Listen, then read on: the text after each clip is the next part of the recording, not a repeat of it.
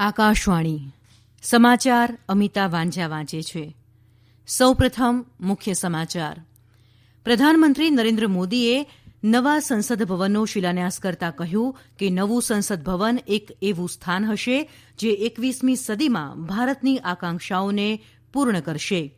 કેન્દ્રીય કૃષિમંત્રી નરેન્દ્રસિંહ તોમરે કહ્યું છે કે કૃષિ સંબંધી સુધારા ખેડૂતોના હિતોને ધ્યાનમાં રાખીને કરવામાં આવ્યા છે. ગૃહમંત્રી અમિત શાહે પશ્ચિમ બંગાળમાં ભાજપ અધ્યક્ષ જગત પ્રકાશ નડ્ડાના કાફલા ઉપર થયેલા હુમલાની ટીકા કરતા કહ્યું છે કે કેન્દ્ર સરકાર આ ઘટનાને ખૂબ ગંભીરતાથી લઈ રહ્યું છે. ભારત અને નેપાળે દ્વિપક્ષીય બબલ કરાર અંતર્ગત પરસ્પર દેશ માટે વિમાન સેવા શરૂ કરવાનો નિર્ણય કર્યો. જમ્મુ કાશ્મીરમાં જિલ્લા વિકાસ પરિષદના 5મા તબક્કાની અને આસામમાં બોડોલેન્ડ પ્રાદેશિક પરિષદની બીજા અને અંતિમ તબક્કાની ચૂંટણી માટે આજે શાંતિપૂર્ણ રીતે મતદાન સંપન્ન થયું અને દેશમાં કોવિડ-19થી સાજા થવાનો દર 94.74% થયો. દેશમાં કોરોના નમૂનાઓના પરીક્ષણનો આંકડો 15 કરોડથી વધુ થયો. સમાચાર વિગતવાર.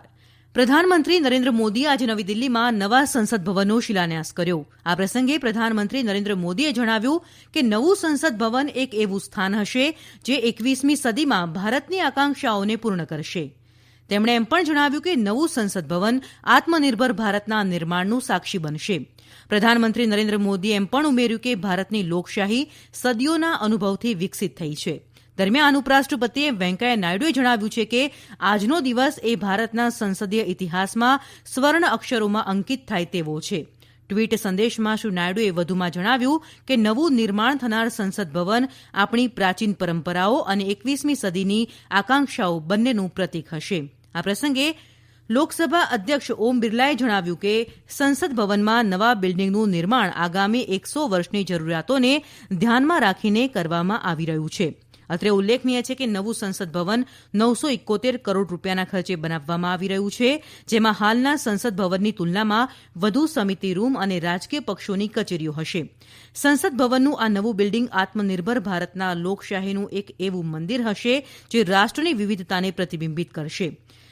તે સંસદ ભવનની નવી બિલ્ડિંગ એ જૂની બિલ્ડિંગ કરતાં 17,000 સ્ક્વેર મીટર મોટી હશે. અત્રે ઉલ્લેખનીય છે કે ગયા વર્ષે 5મી ઓગસ્ટે રાજ્યસભાના સભાપતિ એમ વેંકૈયા નાયડુ અને લોકસભા અધ્યક્ષ ઓમ બિરલાએ રાજ્યસભા અને લોકસભાની કાર્યવાહી દરમિયાન નવા ભવનના નિર્માણ માટેનો પ્રસ્તાવ મૂક્યો હતો.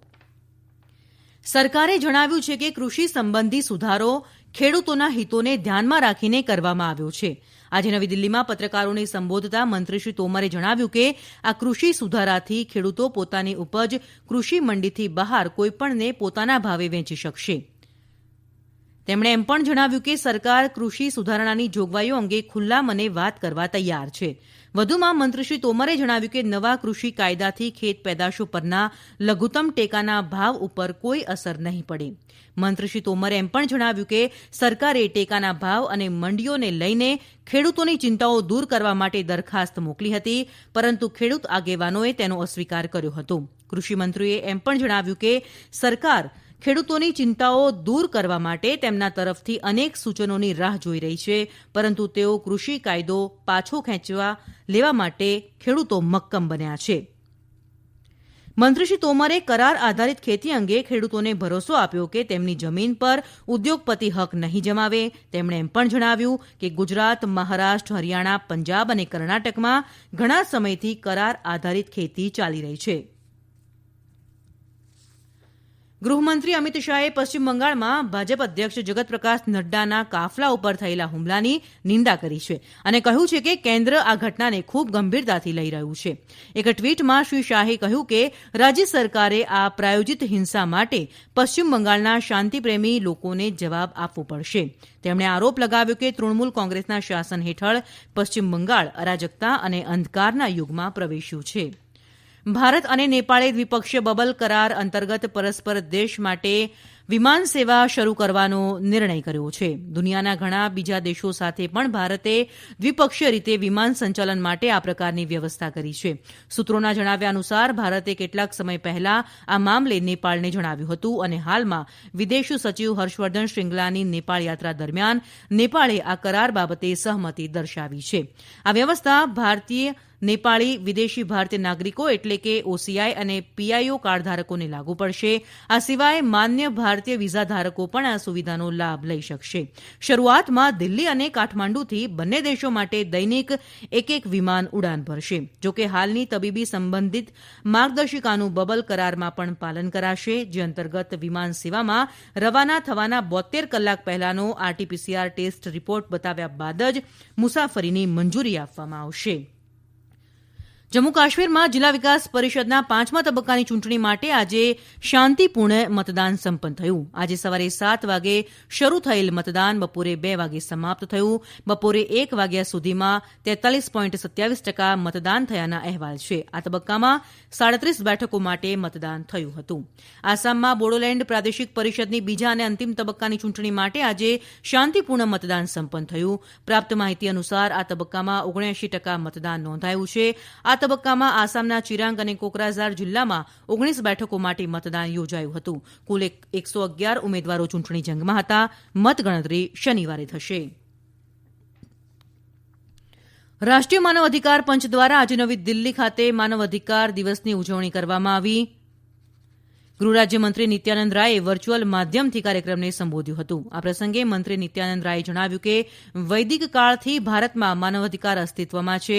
વૈદિક મંત્રોમાં સર્વે ભવંતુ સુખીના, સર્વે સંતુ નિરામય આ પંક્તિઓ સંપૂર્ણ માનવતાની ભાવના ધરાવે છે.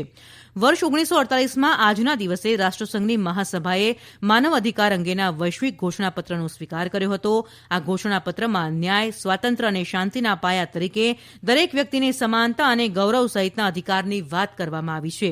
રાષ્ટ્રીય માનવ અધિકાર પંચ આજે દેશમાં વર્ચ્યુઅલ માધ્યમથી વિવિધ કાર્યક્રમો દ્વારા માનવ અધિકાર દિવસની ઉજવણી કરી. 12 ઓક્ટોબર 1992થી આ વર્ષના 6 ડિસેમ્બર સુધીના સમયગાળામાં માનવ અધિકાર પંચને 19,50,000 ફરિયાદો મળી છે અને માનવ અધિકાર પંચે 19,32,000 ફરિયાદોનો નિકાલ કર્યો છે. સમગ્ર દેશમાં કોરોના નમૂનાઓના પરીક્ષણનો આંકડો 15 કરોડથી વધુ થયો છે અને દેશમાં કોરોનાના દર્દીઓ સાજા થવાનો દર 94.74% થયો છે. છેલ્લા 24 કલાકમાં કોરોનાના 37,725 દર્દીઓ સાજા થતાં કોવિડને માત આપનારની સંખ્યા 92,53,306 થઈ છે. આ જ સમયગાળામાં કોવિડના નવા 31,522 કેસ નોંધાતા કુલ કેસોની સંખ્યા 97,67,372 થઈ છે. આ સમાચાર આપ આકાશવાણી પરથી સાંભળી રહ્યા છો. વધુ સમાચાર આ કોરોના સંદેશ બાદ. કોવિડથી બચવાના મહત્વપૂર્ણ 3 ઉપાય: માસ્ક પહેરો, 2 ગજનું સલામત અંતર જાળવો અને હાથ સાફ રાખો.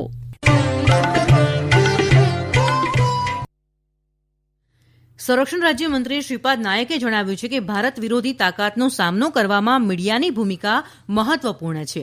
તેમણે જણાવ્યું કે મીડિયાના લોકો સહિત દરેકની જવાબદારી છે કે તેઓ સુનિશ્ચિત કરે કે દેશ વિરુદ્ધ ભારત વિરોધી તાકાતો મીડિયાનો દુરુપયોગ ન કરે. સંરક્ષણ રાજ્યમંત્રી શ્રી નાયક રક્ષા કર્મચારીઓ માટે Indian institute of mass communication દ્વારા આયોજિત મીડિયા કમ્યુનિકેશન કોર્સ સમારોહમાં બોલી રહ્યા હતા. સમારોહ દરમિયાન શ્રી નાયકે વધુમાં જણાવ્યું કે મીડિયા સાક્ષરતાની જરૂરિયાત છે, કારણ કે નકલી બનાવટી સમાચારની પ્રવૃત્તિ વધી રહી છે. કેન્દ્રીય લઘુમતી બાબતોના મંત્રી મુખ્તાર અબ્બાસ નકવીએ જણાવ્યું છે કે હજ 2021 માટે અરજી ફોર્મ સ્વીકારવાની છેલ્લી તારીખ 10 જાન્યુઆરી 2021 સુધી લંબાવવામાં આવી છે. આજે મુંબઈમાં પત્રકાર પરિષદને સંબોધતા શ્રી નકવીએ જણાવ્યું કે કોરોના વાયરસ સંબંધિત વિવિધ પ્રતિબંધોને કારણે હજ યાત્રાની તારીખ લંબાવાઈ છે. તેમણે જણાવ્યું કે જૂન જુલાઈ 2021માં હજ સુનિશ્ચિત કરવામાં આવી છે અને કોરોના વાયરસ અંગેની રાષ્ટ્રીય આંતરરાષ્ટ્રીય માર્ગદર્શિકાનું ચુસ્તપણે પાલન કરવાનું રહેશે. કેન્દ્ર શાસિત પ્રદેશ લદ્દાખના ઉપરાજ્યપાલ આર કે માથુરે આજે લેહમાં લદ્દાખ સાહિત્ય ઉત્સવ 2020ની બીજી આવૃત્તિનું ઉદઘાટન કર્યું. આ 3 દિવસીય મહોત્સવમાં સાહિત્યના વિવિધ વિષયો પર ચર્ચા કરવામાં આવશે. તેમાં આ ક્ષેત્રનું મહત્વ, લદ્દાખનું પ્રાચીન લખાણ, લોકસંગીત, સાંસ્કૃતિક નૃત્ય, ભૌગોલિક સ્થાન અને સર્જનાત્મક થીમ દર્શાવવામાં આવશે. આ પ્રસંગે શ્રી માથુરે જણાવ્યું કે લદ્દાખ અને તેની સમૃદ્ધ સંસ્કૃતિએ વિશ્વભરના સાહિત્યકારોમાં રસ દાખવ્યો છે. અંતમાં મુખ્ય સમાચાર ફરી એકવાર. પ્રધાનમંત્રી નરેન્દ્ર મોદીએ નવા સંસદ ભવનનો શિલાન્યાસ કરતા કહ્યું, નવું સંસદ ભવન એક એવું સ્થાન હશે જે 21મી સદીમાં ભારતની આકાંક્ષાઓને પૂર્ણ કરશે.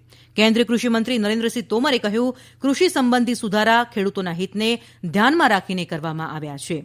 અને દેશમાં કોવિડ-19થી સાજા થવાનો દર 94.74% થયો. આકાશવાણી પરથી સમાચાર પૂરા થયા.